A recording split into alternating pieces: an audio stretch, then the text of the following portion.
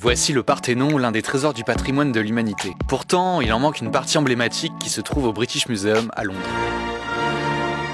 Au 19e siècle, un diplomate anglais a arraché les frises de marbre du bâtiment pour les ramener avec lui dans des conditions douteuses. La Grèce exige leur restitution depuis des décennies.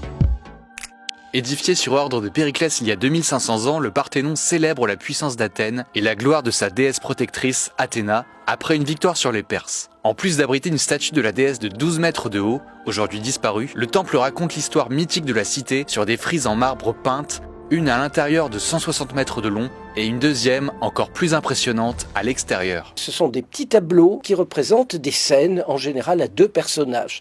Alors ces panneaux s'appellent des métopes. Tout cela, c'est visible vraiment immédiatement de l'extérieur. Sur ces fresques, on pouvait voir des scènes de combat entre les Athéniens et les Amazones, des combats avec des centaures et des scènes de la guerre de Troie.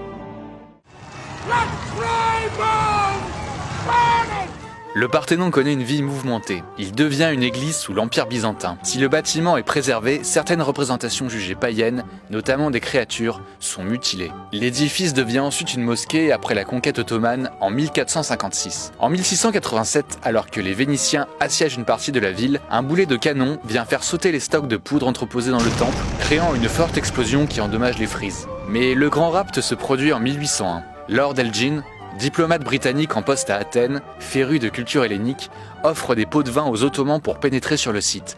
Sous prétexte de préservation des frises, l'aristocrate étudie les figures et réalise des moulages, mais il ne compte pas s'arrêter là. Lord Elgin négocie un accord avec les Turcs pour pouvoir extraire les frises ainsi que des statues qu'il scie et emballe pour les ramener en Angleterre dans sa collection personnelle.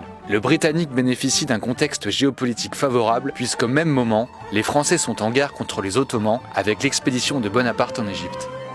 L'extraction est réalisée sans précaution. Certains marbres sont brisés, une partie de la cargaison est perdue lors du voyage, un bateau coule même lors de la traversée.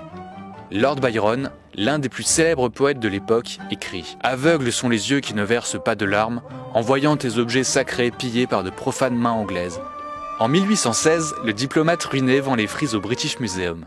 Sa place est dans un musée. Le gouvernement britannique, prévoyant, met en place une commission parlementaire qui valide la légalité de l'acquisition de ces œuvres. En 1963, une loi est même votée pour interdire de vendre ou de céder les collections du British Museum.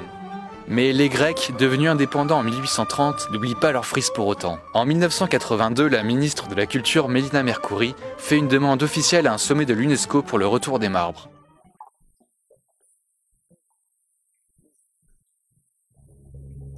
Ce bras de fer prend un tournant diplomatique, constituant un véritable enjeu politique et électoraliste pour les Grecs. Le gouvernement britannique défend la légalité de l'acquisition, tandis que les Grecs objectent que l'accord a été négocié avec l'occupant ottoman et non avec eux. Les arguments ont évolué. Dans un premier temps, les Britanniques ont dit que la Grèce n'avait pas les moyens de présenter correctement ces fragments, étant donné qu'il n'y avait pas de musée qui aurait été assez grand pour les accueillir. Mais en 2009, Athènes inaugure un nouveau musée en contrebas de l'Acropole, suffisamment grand et aménagé pour accueillir les marbres. Pour la muséographie, pour l'agrément, l'avantage il est du côté d'Athènes. Parce que la muséographie est moderne. C'est un bâtiment qui a été créé spécialement. Un British Museum, on est quand même dans une salle un petit peu triste de ce point de vue-là. Le British Museum défend aussi une vocation universelle. Le British Museum se présente comme un musée de toutes les civilisations. Le musée d'Athènes était présenté donc dans cet argument comme étant un musée local.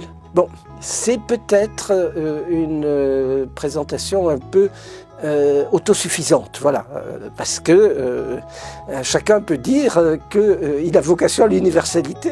Le Royaume-Uni, qui détient dans ses musées de nombreuses pièces aujourd'hui contestées, craint d'ouvrir une brèche en accordant la restitution des marbres grecs. Des compromis ont été envisagés par les Britanniques, comme un prêt limité dans le temps ou un échange d'œuvres. En 2021, un sondage montrait que 55% des Britanniques étaient favorables à ce retour.